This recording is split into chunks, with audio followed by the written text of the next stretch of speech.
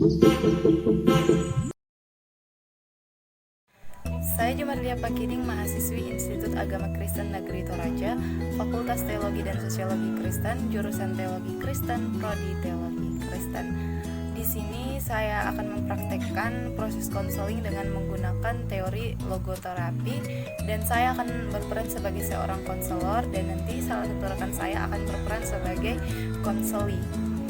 Video ini merupakan tugas dari mata kuliah konseling untuk memenuhi syarat kelulusan dari mata kuliah konseling.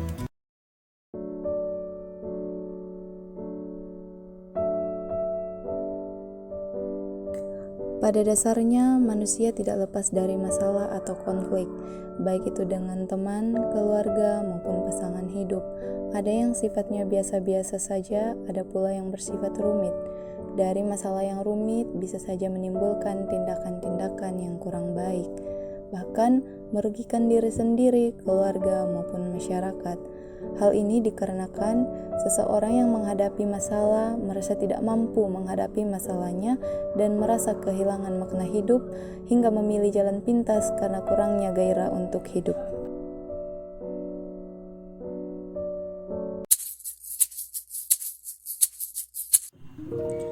Konseling logoterapi merupakan konseling yang memusatkan perhatian pada perubahan sikap klien agar dapat memaknai hidup secara positif. Atau dengan kata lain, konseling logoterapi merupakan proses konseling yang membantu individu untuk mengatasi masalah ketidakjelasan makna hidup yang sering memunculkan kehampaan dan hilangnya gairah hidup. Konseling logoterapi berorientasi pada masa depan dan juga makna hidup klien. Pada proses ini, konseli harus mampu mempunyai rasa tanggung jawab untuk mengubah sikap dan perilakunya menjadi lebih baik dan lebih sehat, serta bermanfaat bagi diri sendiri maupun bagi lingkungannya. Dalam proses konseling logoterapi, antara konselor dan konseli harus mempunyai relasi yang baik dalam hal keterbukaan, yang merupakan salah satu kunci berjalan dengan lancarnya suatu proses konseling. Konseling logoterapi merupakan proses konseling yang membantu individu untuk mengatasi masalah, menempatkan konselor sebagai pemberi saran atau orang yang memberikan masukan, bukan sebagai penentu atau orang yang mengambil keputusan. Seorang konselor harus mampu memahami masalah konseli agar dapat membantu dalam memberikan saran kepada konseli, agar konseli juga tidak terus berada pada posisi di mana konseli merasa tidak mempunyai tujuan hidup, atau dengan kata lain, konseli dapat bangkit dan menemukan makna hidupnya dari masalah yang selama ini dihadapinya tanpa adanya paksaan dari orang lain atau keputusannya diambil berdasarkan dengan keinginannya sendiri, sehingga konseli dapat benar-benar memahami bahwa hidupnya lebih bermakna.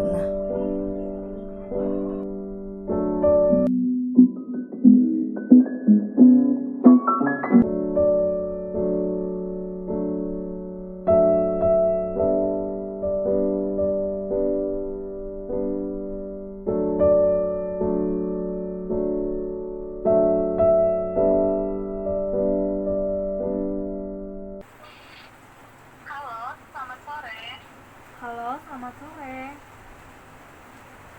Dengan Iya, Ibu maaf, dengan siapa? dengan Ibu Jumarlia Pakiding. Iya, dengan saya sendiri. Maaf, ini dengan siapa? Oh iya Bu, saya Rika Bu. Oh iya, Rika, ada apa? Ada yang bisa saya bantu? Iya Bu, saya dengar-dengar Ibu seorang konselor ya. Iya, benar sekali, Rika. Oh iya Bu, saya di sini mau sedikit cerita Bu. Saya punya pergumulan. Saya mau cerita ke Ibu, bisa Bu? Iya, bisa sekali cerita, Rika. Iya Bu, tapi sebelumnya cerita saya ini belum pernah dicerita ke siapa-siapa, baru mau cerita ke Ibu, tapi kan Bu.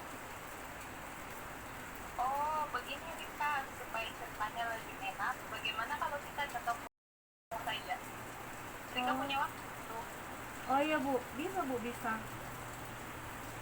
Nanti sekitar jam 4 sore ibu ada waktu, kalau Rika bagaimana? Oh ya Bu, saya juga bisa. Gimana Bu?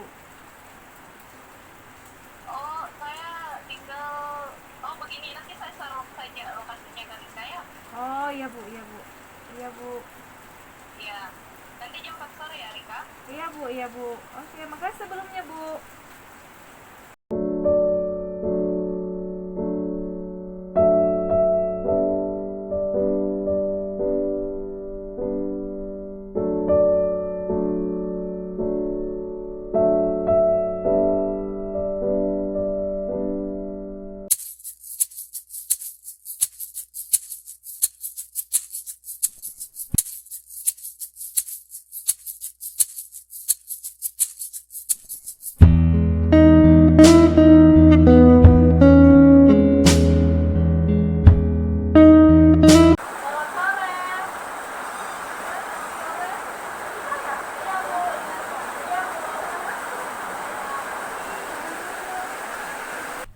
Maaf ya Rika, ibu mintanya di jam 4 soalnya tadi ibu ada kerjaan. Oh iya Bu, enggak apa-apa Bu. Rika enggak sibuk kan? Enggak Bu. Rika tadi habis dari mana? Dari rumah Bu. Rumahnya Rika di mana? Di kilo 8 Bu. Di kilo 8. Oh, Rika asli sana. Oh, bukan Bu, saya sebenarnya dari Awan. Terus di sana tinggal sama siapa? Sama kos-kosan Bu. Kos-kosan. Oh, orang tuanya Rika di mana? Di kampung Bu, di Awan. Di Awan ya. Orang tuanya masih ada kan? Iya puji Tuhan Bu, masih ada. Rika kuliah. Iya Bu, saya kuliah Oh, Rika kuliah di mana? di IAKN Toraja Bu. Jurusan? Teologi Kristen khususnya kependetaan Bu. Oh, kependetaan ya. Iya. Rika semester berapa sekarang? Saya semester 8 Bu. Oh, tahap akhir ya. Iya Bu. Bagaimana tahap akhirnya Rika? Ya puji Tuhan sudah sempro dan tinggal menunggu hasil ini Bu. Ya, sukses terus ya Rika Iya, ya, semoga berhasil. Tadi Rika kan telepon ibu. Rika bilang mau cerita sama ibu. Iya Bu. Rika mau cerita apa? Enggak apa-apa aja Bu. Soalnya ini saya sudah bilang ini cerita saya baru pertama kali untuk Iya, Menceritakan tidak ke apa-apa ibu. sama sekali Rika. Justru lebih bagus kalau Rika menceritakan masalahnya Rika ke orang.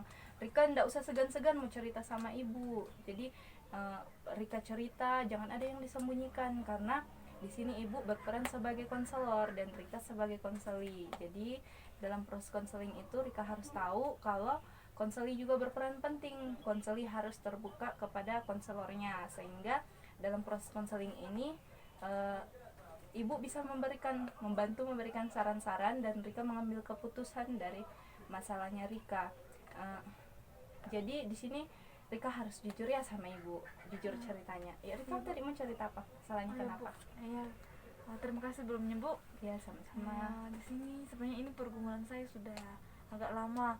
Bahkan dari awal masuk ke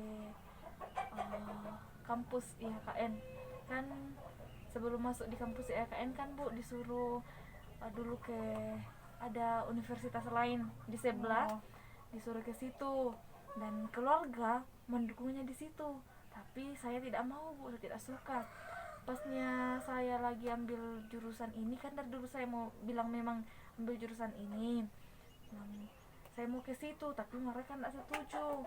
Bilang kenapa mau lagi naik ke atas, baru keluarga kami kan memang ada beberapa yang sudah pendeta. Bilang kenapa mau ambil jurusan itu lagi, baru sudah ada keluargamu yang ini, kenapa masih itu ambil jurusan lain. Aku bilang tapi saya tidak mau Bu, saya tidak mau, tapi mereka maunya saya di situ. Dan di situ Bu mereka seolah-olah tidak mendukung saya. Bahkan Bu kalau saya misalnya kumpul-kumpul dengan keluarga begitu Bu, mereka cerita kayak saya di pojokan Bu. Iya, kayak saya di pojokan. Bilang, oh kamu kuliah di mana, sudah semester mana? Baru tahu kalau mereka jawab, saya bilang oh itu Rika. Nah tahu banyak sudah ada keluarganya yang ini ambil lagi ini, kenapa enggak ada yang lain. Ya dulu kan mereka memang saya maunya di universitas lain mengambil jurusan tapi saya tidak mau Bu. Memang tuh hari sudah diambilkan formulir tapi aku bilang saya tidak mau saya di situ. Makanya sampai sekarang kayak mereka emang kayak tidak mendukung. Iya, sampai-sampainya kalau dibilang saya mau jadi ini, mereka kayak anggap rendah saya, kayak anggap enteng, emang kayak melihat bilang bisa juga kayak begitu, kayak sampai itu apa, pernah ada kumpulan kumpulan PPGT. Baru yang ambil bagian teman PPGT. Terus pas pembacaan firman, khotbah, terus saya ditanya, kan ini keluarga saya pergi ini khotbah, saya ditanya, bilang Rika kan kuliah di sini, calon pendeta. Enggak tahu kenapa itu yang keluarga saya langsung ketawa sini sebegitu, kayak enggak dukung sekali kalau mau di sini, kayak emang Rika kan calon pendeta, langsung ketawa, kayak situ kayak drop begitu, kayak malu apa, kayak merah muka atau begitu, kayak selalu pandang rendah, pandang enteng sekali. Saya bilang bisa jika ini apa kak begitu, kayak di situ tuh kayak saya merasa rendah sekali Bu, kayak memang tidak ada dukungan sekali dari keluarga. Kalau ibu boleh tahu, Rika niatnya masuk ke IAKN itu sejak kapan? Saya niatnya sudah lama Bu, dari SMP Bu. Dari SMP. Rika ini masuk di IAKN ini karena keinginan sendiri atau adanya dorongan dari orang lain? Dari saya sendiri dan juga dari, kalau orang tua kan mendukung Bu, Iya, dari orang tua, cuman keluarga yang dari bapak enggak mendukung. Keluarga khususnya dari bapak yang kurang mendukung. Kalau misalkan Rika kuliah ambil jurusan teologi di Institut Agama Kristen Negeri Toraja, maunya Rika kuliah di tempat lain, begitu. Sebelumnya ibu mau tanya, Rika pernah tidak cerita sama kalau misalkan nih ke acara-acara keluarga, terus Rika ketemu sama keluarga dari bapak seperti itu, kumpul-kumpul, terus Rika tanya sama mungkin tante-tantenya keluarganya bilang, Rika ambil jurusan ini di kampus ini karena Rika maunya seperti ini. Rika pernah tidak tanya sama Rika? Belum pernah ya. Begini Rika, ibu mau kasih saran sama Rika. Sebenarnya pandangan keluarganya Rika bukan tidak mendukung, tapi lebih tepatnya jika dikatakan kurang mendukung. Sebenarnya ada niat baik keluarganya Rika mau melihat Rika lain dari yang lain, artinya sukses di tempat yang lain, tapi ini kan niatnya kuat dari Rika yang mau kan. Orang tua mendukung. Iya, Sangat mendukung ya. Iya. Kalau boleh tahu Rika berapa bersaudara? Saya 6 bersaudara. 6 bersaudara. Anak berapa Rika? Anak pertama. Iya, Bu. Anak pertama ya. Nah itu juga Bu, kalau misalnya muka di tempat lain kan masalah biaya juga Bu, sementara adik-adik saya masih banyak. Jadi tapi memang sudah minat sih di sini Bu. Iya itu lagi. Kita harus melihat adik-adiknya Rika ada banyak. Tapi di sini ibu mau kasih saran sama Rika, kalau misalkan nanti ada pertemuan keluarga, terus Rika bertemu keluarga besar dari bapak, Rika coba untuk bercerita sama mereka, bilang sama mereka, Rika kuliah di sana karena ini niat Rika, ini niat saya mau jadi seorang pelayan Tuhan, niat saya untuk mau melayani seperti itu.